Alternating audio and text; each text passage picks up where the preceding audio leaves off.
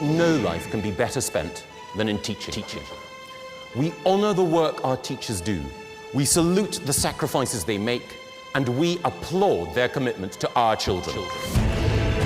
I won't stop pressing, pushing or fighting. That is why we have already passed legislation. We will target those schools. We'll take radical action to deal with those schools because this radical reforming coalition government has declared war. Michael Gove has dashed the hopes of thousands more parents, teachers and pupils. I think teachers will be alarmed when they see the speed at which the government is moving to essentially dismantle state education. What is intolerable is that he has cynically raised the hopes of hundreds and thousands of families.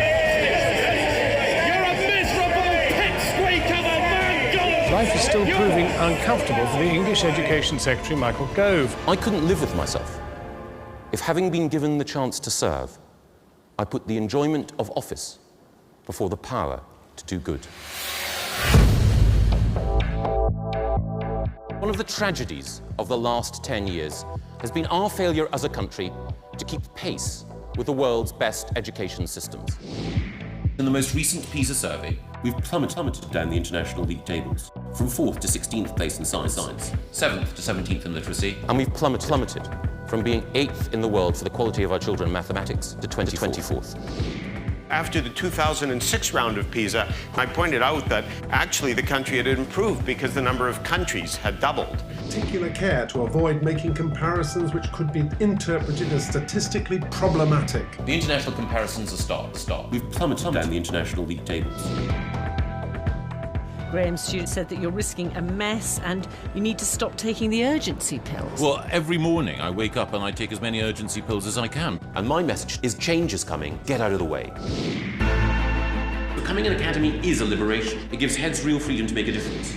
Longer school days, better paid teachers, innovative approaches to the curriculum. The principle of autonomy-driven improvement is solidly backed by rigorous international evidence. There is no high-performing system in the world that operates on the basis of we'll make every school autonomous and good things will happen. The Academy's programme is not, as you all know, about ideology. The real ideologues are the enemies of the Academy's programme and the enemies of promise. I don't want Michael Gove gambling with my children's education. They said that our promises of rising standards were overblown. The percentage point increase in pupils achieving 5 good GCSEs, including English and Maths, was double that of other schools. This is a very impressive graph about academies. From 2008 to 2011, they did marvellously. They went up by 19%. These are schools, each of which has had millions pumped into them. But bring in the non-academies, and lo and behold, they went up by an almost identical amount. Some 55 new free schools will be opening this month. They're state-funded, but not under local authority control. In Sweden, academic studies confirm that pupils at these schools get better results than pupils at traditional schools. Research from Sweden has said quite clearly there's been an increase in racial and social division in schools where the free schools have been set up, and evidence that educational standards have actually started to fall. In America, where the charter school system implemented by New York and Chicago is perhaps the quintessential model of school autonomy, the results are extraordinary. A Stanford University survey of charter schools in 16 states offers a mixed academic report card. Nearly half showed no difference, and more than 1/3 of the charter schools were actually worse than their public school counterparts. There has been a lot of concern about the level of profit making, and they tend to say that they do really well. The independent research is showing that they're not performing very well. We believe it is time for the race to the bottom to end. We believe that it is time to tackle dumbing down, and we believe that it is time to raise aspirations and to restore rigour. I'd like to give professionals more freedom, but I know what's best. That's exactly the point, isn't it? And that is the incoherence, because you can't resist coming out with prescriptive lists. Pope, Dryden, Keats, Shelley, Swift, Byron, Milton's verse, Newton's breakthrough, Leibniz's genius. We urgently need to ensure that our children study rigorous disciplines instead of pseudo-subjects. I'm quoting, a self-directed learner takes responsibility for their learning, questions, reflects and perseveres in a pursuit of learning, is adaptable and resilient, knows themselves, is discerning in judgment, thinks independently. That's the aims of the curriculum in Singapore. Well, let me be clear. It is time to restore rigour. He says it's about rigour.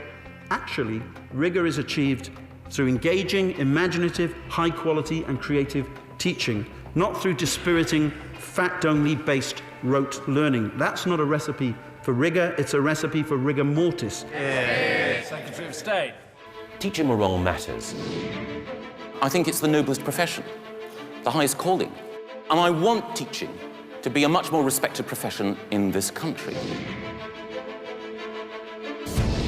Morale amongst teachers has dropped dramatically. The figures are quite staggering, actually. Just 5% felt that this current coalition government's impact on the education system was positive. The government is attacking pay and conditions. The School Teachers Review Body does recommend much greater freedom to individual schools to set pay in line with performance. Is that code for doing away with National Pay Awards? It's explicit, it's not code. It's just plain common sense to pay good teachers more. The Education Secretary Michael Gove has tonight infuriated unions. I have a simple message to those union general secretaries. Don't let your ideology hold back our children.